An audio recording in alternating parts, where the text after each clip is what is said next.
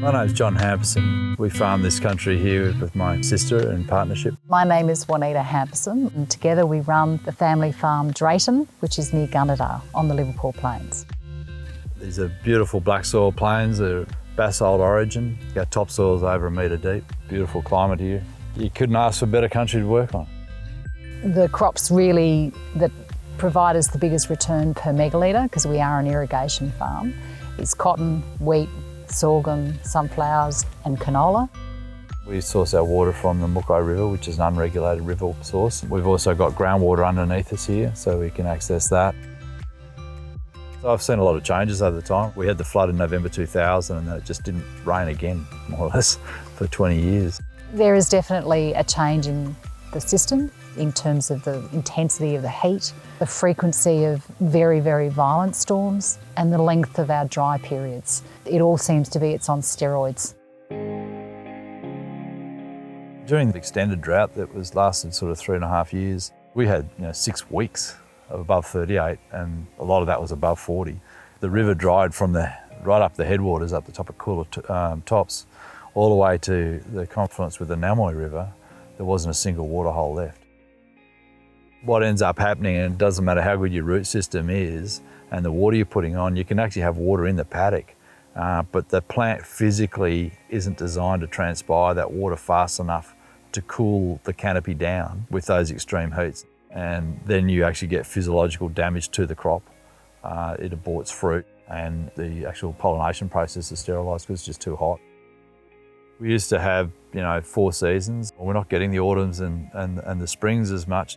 Normally that nice sort of soft spring that you get is when you grow a lot of yield in wheat and grain size, and normally not as high a protein, but what we're seeing now is that the crop just doesn't get that soft spring period. It just goes straight out of winter into summer, and the plant then wants to obviously quickly mature. You're seeing some very high proteins in that, but you're not quite getting the yields that you could get because the season's not as long as it used to be.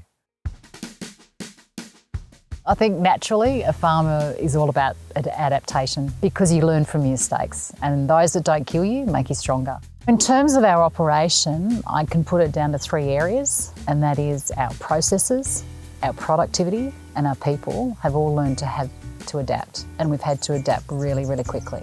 We're reducing the number of tillage processes that we have on our farm. We're changing the types of fertiliser that we use. Our soils need to be really resilient, because they've got to store the moisture, and we've got to be able to access the moisture too when things get hot.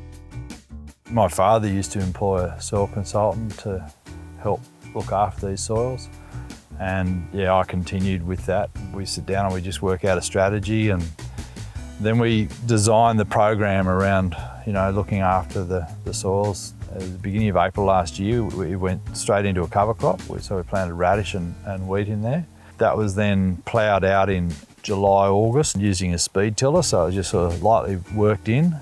And then we'll spray molasses on the cover crop as we're breaking it down as well, and on wheat stubble, etc. And that helps to, just the sugars, and we put a bit of yeast in there as well, and that'll just help promote the soil biology to allow it to really get active. And it's the soil biology that helps to release the nutrients that the plants need. In doing that, we've been able to reduce our nitrogen use as well. We test our soils all the time. We sort of customise each field, the approach we take, and try and get the most efficient use of our fertiliser and put it on in the most efficient form when we can get it.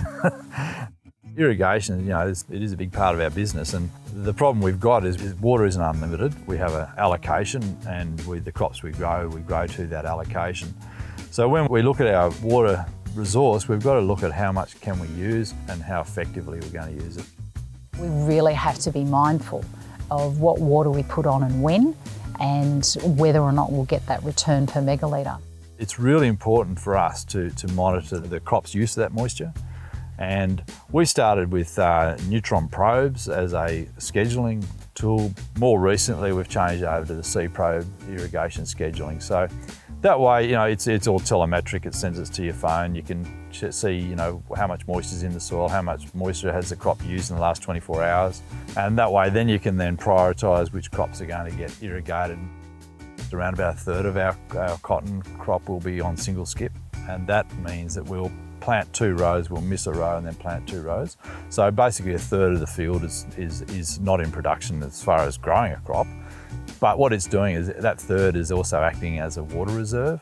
If we've got to cut water off a field so that we can, keep irrigating other ones, with that extra bank of water they've got in that row that's not planted, it gives that plant the ability to keep accessing moisture during that tough time. What you'll get is the fibre quality will be there still. We looked at the irrigation system, going away from the irrigation siphons, which are every 2 metres there's a siphon, going to a type of bankless system which is called manifold irrigation, where we redevelop the country so that we can irrigate about 150 metre space at once with just one big bay, and then that water goes through quite quickly in around about 8 hours.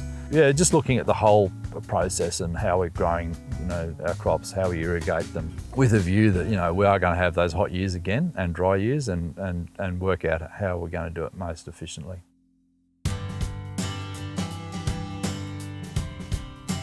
One of the other things that we're constantly looking at is the actual natural landscape that we're situated within, and what we're seeing within it at a broader scale than our farm.